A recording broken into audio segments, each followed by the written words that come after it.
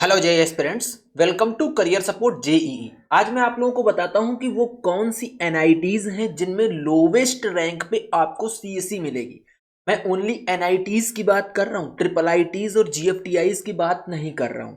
NITs में क्या होता है, दो तरीके का कोटा चलता है। एक आपका होम स्टेट कोटा रहेगा और एक अदर स्टेट कोटा रहेगा।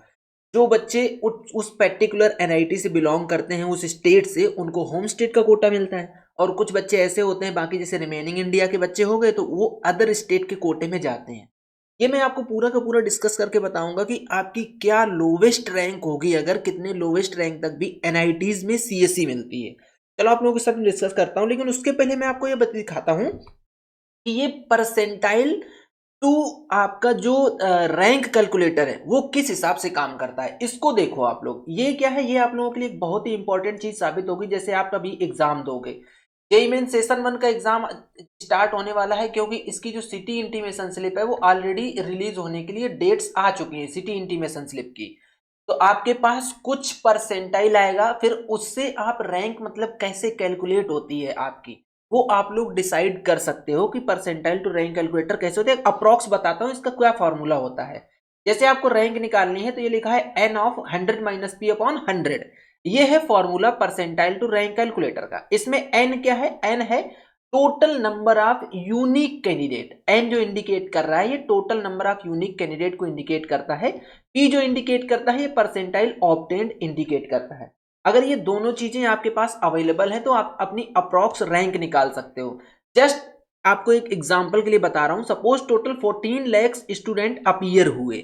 हालांकि 2025 में अप्रॉक्स 14.7 लाख स्टूडेंट्स अपीयर हुए थे जेई मेन सेशन 1 एंड 2 में। लेकिन मैं एक राउंड फिगर ले रहा हूं सो दैट की कैलकुलेशन इजी हो जाए। टोटल जो स्टूडेंट्स अपीयर हुए वो 14 लाख स्टूडेंट अपीयर हुए और आपका 98 परसेंटाइल आपने स्कोर किया।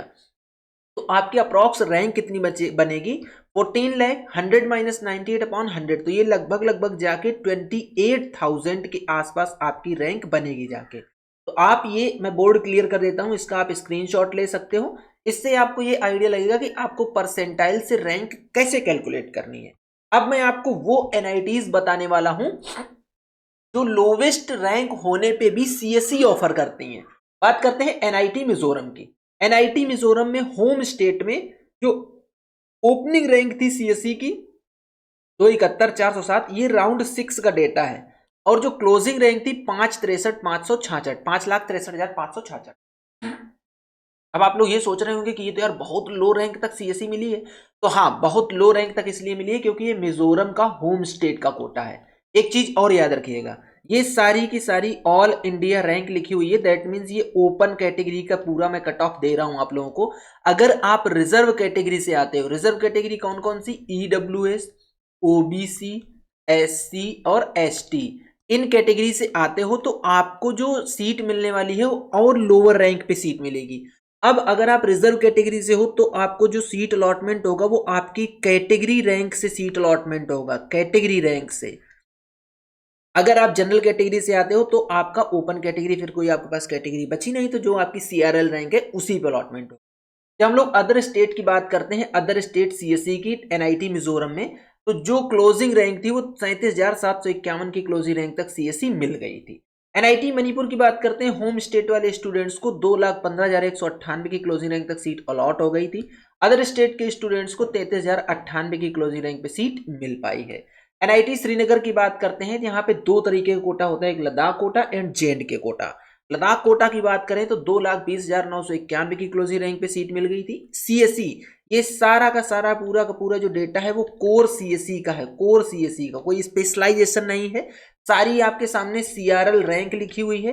तो आपको ये वीडियो दिखाने का या ये डिस्कशन करने का सिर्फ और सिर्फ एक ही मतलब है कि इससे आप एक एक्सपेक्टेड आइडिया लगा पाओगे कि अगर इसके आसपास आपकी रैंक आती है तो आप इन एनआईटीज में भी ट्राई कर सकते हो। अपनी जो आप चॉइस फिलिंग बनाओगे, जब जोसा की काउंसलिंग कराओगे या आप सीसेब में भी जा रहे हो तो आपकी इस रैंक के आसपास है तो आपको सीएससी, कोर सीएससी मिलने के चांस रहेंगे। 2024 की अगर मैं बात करूं तो 2024 का जो डेटा है वो लगभग लगभग इसी के आसपास वेरी कर रहा था।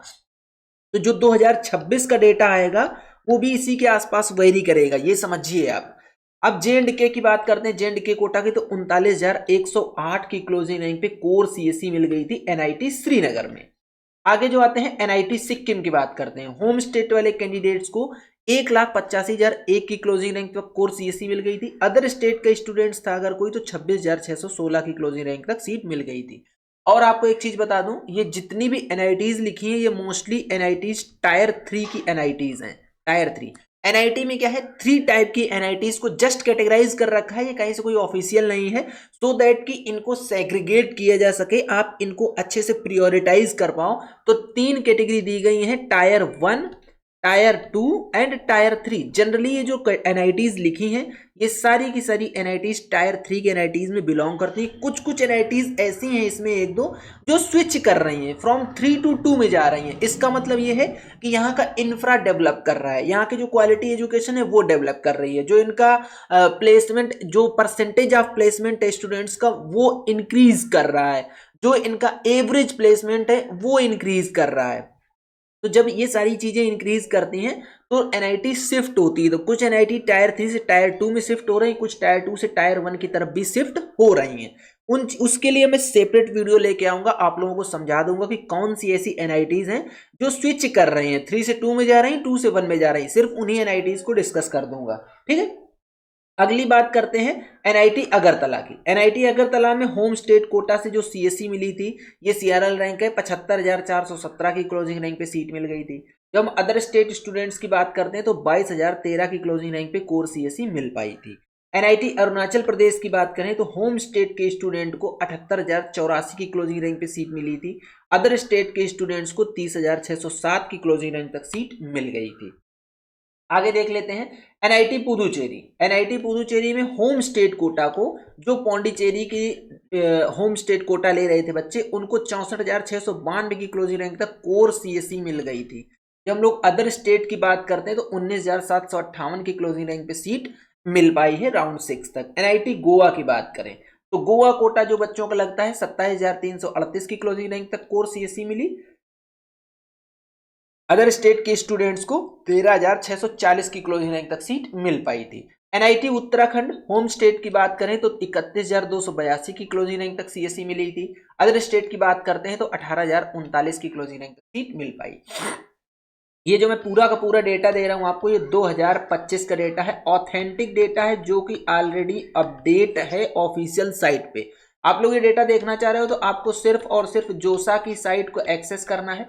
जोसा की साइट में भी ये डेटा मिल जाएगा, लेकिन मैंने पूरा का पूरा डेटा निकाल के आप लोगों के लिए एक जगह दे दिया है, तो आपको सहूलियत होगी चीजों को कंपैरिजन करने में।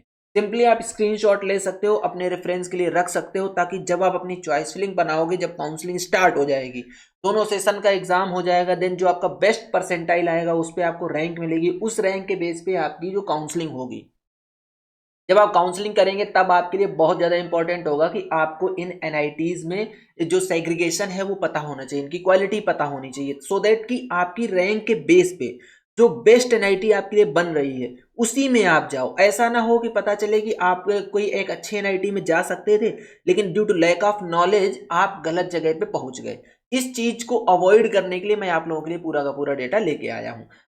जब काउंसलिंग स्टार्ट हो जाएगी उस समय हम लोग पूरी की पूरी काउंसलिंग ऑफर करते हैं स्टूडेंट्स को। उसके लिए आप करियर सपोर्ट नीट के हेल्पलाइन नंबर पे व्हाट्सएप करके ऐड हो सकते हो, हम आपको पूरी की पूरी काउंसलिंग में अपडेट देंगे, पूरी काउंसलिंग भी करते हैं। बात कर लेते हैं NIT मेघालय की। होम स्टेट कोटा को 30,851 की क्लोजिंग रैंक तक सीट मिली। अदर स्टेट कोटा को 18,491 की क्लोजिंग रैंक तक सीट मिल गई थी। NIT Nagaland other state quota को 39,594 की क्लोजिंग रैंक तक सीट मिल गई थी। ये कोर CSE की बात कर रहे हैं। NIT Hamirpur home state quota से 22,394 की क्लोजिंग रैंक तक सीट मिली। अदर स्टेट को 12,586 की क्लोजिंग रैंक तक सीट मिली। NIT रायपुर की बात करें तो होम स्टेट कोटा से 21,913 की क्लोजिंग रैंक तक सीट मिल गई थी। जब अदर स्टेट कोटा की बात करते हैं तो 13,559 की क्लोजिंग रैंक तक सीट मिल गई थी। ये पूरा का पूरा डेटा मैंने आपको दे दिया। ये वो NITs है जहां पे लोवेस्ट रैंक पे भी CSE मिली है, लोवेस्ट रैंक पे। अब जनरली इसके अलावा क्या है कि जो NITs हैं उनमें अगर आपकी और अच्छी रैंक है, अपसाइड रैंक है, तो ही आपको कोर CSE मिल पाएगी। अब मैं सिर्फ CSE की बात कर रहा हूं। कई बार ऐसा होता है कि बच्चे क्या चाहते हैं कि नहीं मुझे NIT ही चाहिए, थोड़ा सा वो ब्रांच में कंप्रोमाइज करने को रेडी हो जाते हैं। तो आप सीएससी की स्पेशलाइजेशन में जा सकते हैं, जैसे जब आपकी अच्छी रैंक है। अगर आप सीएससी की स्पेशलाइजेशन नहीं मिल रही है तो आप ईसीई में भी जा सकते हैं। इसके बाद फिर कुछ कोर ब्रांचेस आने लगती हैं, बहुत सारे बच्चे कोर ब्रांचेस भी प्रेफर करते हैं। वो डिपेंड करता है कि आपका इंटरेस्ट किस में है। आजकल जो डिमांड चल रही है ब्रांचेस की, वो ब्रांचेस यही है, CSC, CSC DS, CSC AI, CSC AI and ML. इसके बाद कंप्यूटिंग की भी ब्रांच है जो उसकी भी अच्छी खासी डिमांड चल रही है। ईसीई तो पुरानी ब्रांच है, वो तो चल ही रही है साथ में। ये सारी क्या है कि ज्यादा बच्चे डिमांड कर रहे हैं इन ब्रांचेस की। अब ऐसा नहीं है कि कोर ब्रांचेस नहीं मांगी जा रही हैं, इलेक्ट्रिकल, इलेक्ट्रॉनिक्स, ये सारी ब्रांचेस भी चल रही हैं। डिपेंड करता है कि आपका स्कोर कितना है, आपकी रैंक कितनी आई है, और आपका इंटरेस्ट किस चीज में है, आप क्या पढ़ना चाह रहे हो। पता चले आपका बिल्कुल भी इंटरेस्ट नहीं है इलेक्ट्रिकल में और आपको जबरदस्ती इलेक्ट्रिकल दे दी जाए, तो ये सब चीजें फिर गड़बड़ा जाती हैं। धीरे धीरे क्या है कि as as per the demand of market branches को भी मॉडिफाई किया जा रहा है। वो भी चीजें अवेलेबल हैं, धीरे धीरे करके सारी चीजें डिस्कशन करूंगा आप लोगों के साथ में। चैनल के साथ में बने रहो, चैनल को सब्सक्राइब करके रख लो, बेल आइकन दबा के रख लो, जिससे कि इस तरीके का जो भी अपडेट आएगा आप लोगों के लिए, वो अपडेट मिलता रहेगा और आप लोगों को हर एक चीज का पता चलता रहेगा। ठीक है, तो ये था पूरा कंप्लीट वीडियो। अगर आप लोगों को वीडियो पसंद आता है तो वीडियो को लाइक करो, चैनल को सब्सक्राइब करो, बेल आइकन दबा के रख लो, जिससे कि आप लोगों को इस तरीके का अपडेट मिलता रहे। आज की वीडियो यहीं तक, मिलेंगे नेक्स्ट वीडियो में नए डेटा के साथ। तब तक के लिए बाय बाय।